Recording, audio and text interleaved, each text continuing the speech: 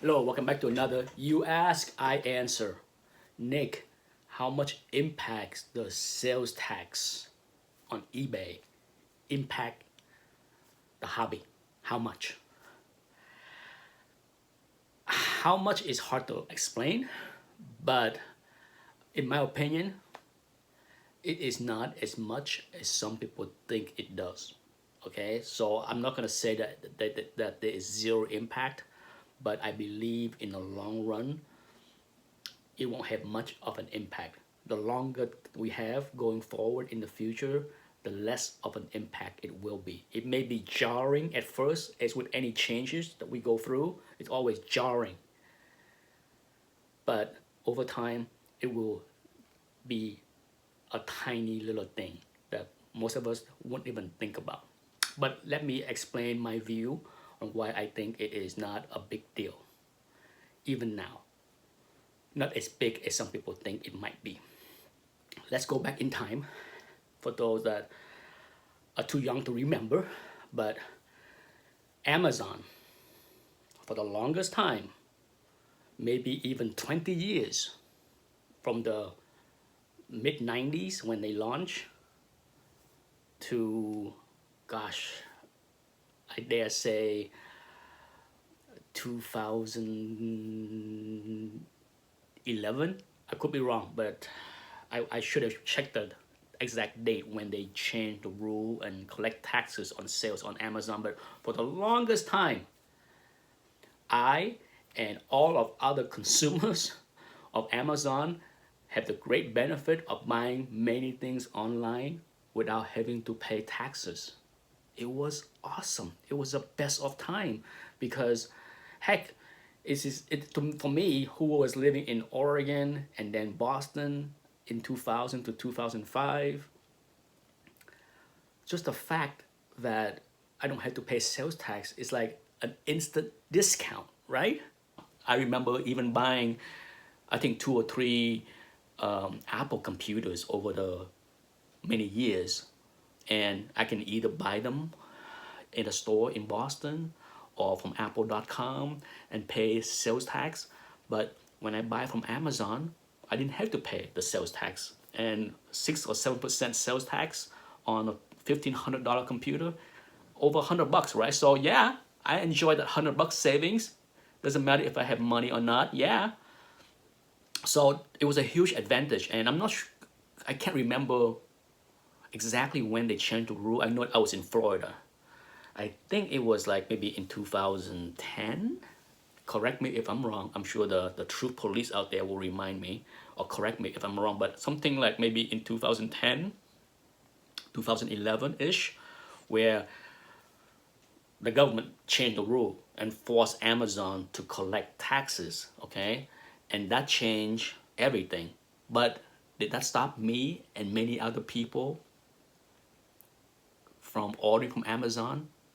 If you follow Amazon stock and how they perform and how much sales they do, guess what?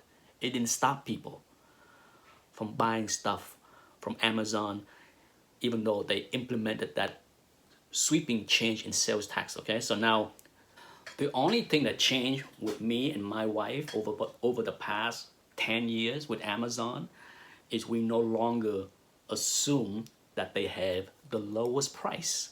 They don't.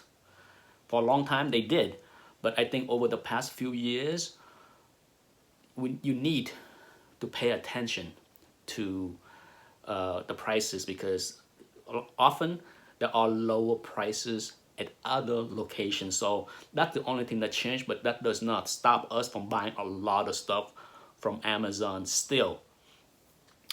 Now, transfer over to the hobby. Sure, having to pay taxes on eBay buying comic books is a nuisance for many people. I'm not gonna lie, but how much does that impact as far as the final price? For I think the average person sales tax could be anywhere from 5 to 7.5%, right? Some places don't even have sales tax, some states. So, and some can go as low as 2 or 3% from what I can remember. But still, if you look at how the market behaved in 2019, when the book was declining, a lot of books, not every book, a lot of books, a lot of big keys was declining 20 to 30%, then how can a 5 to 7% sales tax is a big issue with this? It is not. There's a lot of transactions that happen everywhere, from Instagram to Facebook to YouTube to the CGC forum to private deals between collectors and conventions. There's so much activities going on that is not taxed. So you really can't say, I can't say it is a huge impact. On an individual basis, depend on your budget and your wallet size, absolutely it will impact, okay? I'm not saying it doesn't, but there's a lot of big play in this game that, you know, for them, paying 5% is yeah, it sting a little bit, but it factored in as far as they should factor in the final price as far as how much they will bid for something, but certainly that should knock a book down by 20 or 25% if the tax is 5 to 7%. Okay, so it does impact, but I think very little, not as big as a lot of people think it is, because if you think about the math, certainly you can't equate the 5 or 7% sales tax is something that will hurt the hobby.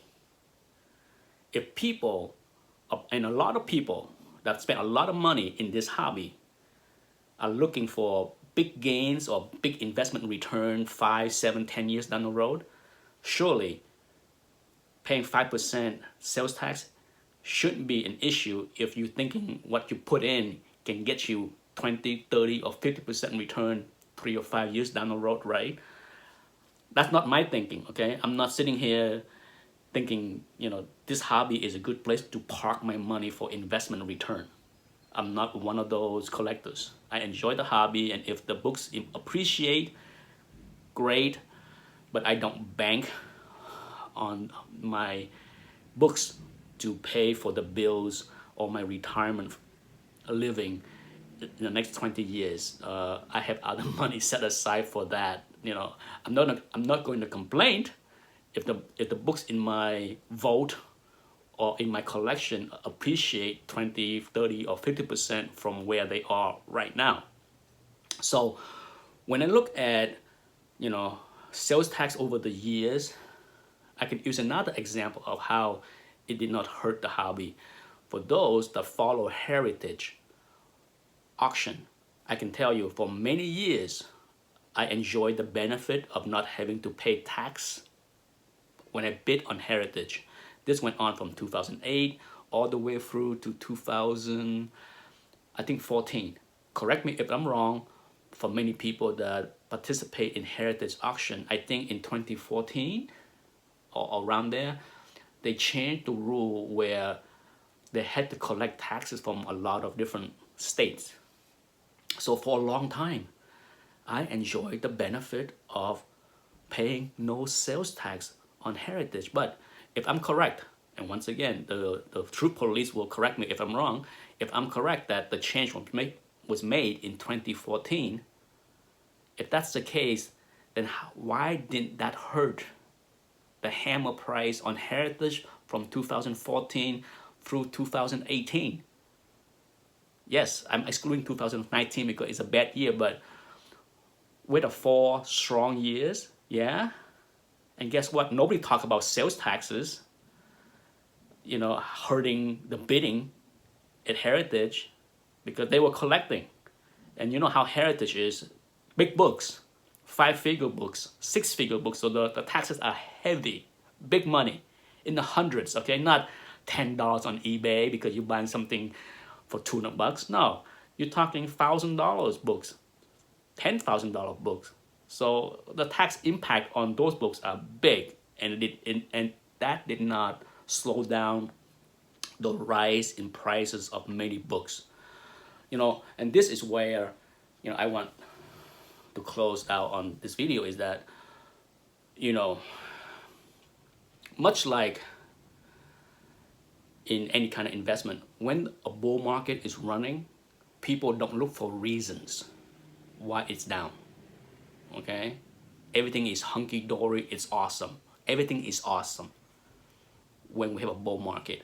But when we have a bad market, as we had in 2019, people start to throw out all kind of reasons and causes and what contribute.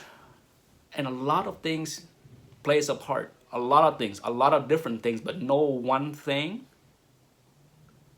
can be coined as the reason. Okay, the biggest reason why things go down in 2019 is, as I already talked about in many videos, a lot of books went up way too much, too fast in 2016 through 2018. A lot of books. No investment should double in 2 or 3 years or less. It's ridiculous.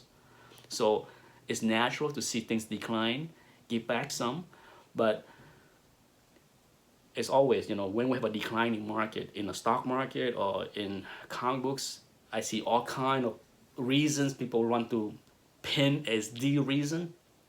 Not one reason can cause a market to go down as much as it did, other than the big run up. The rest, as far as taxes or whatever, the movies, it plays a part, but a much smaller part than the big run up in a few years prior. Thanks for watching. Bye-bye.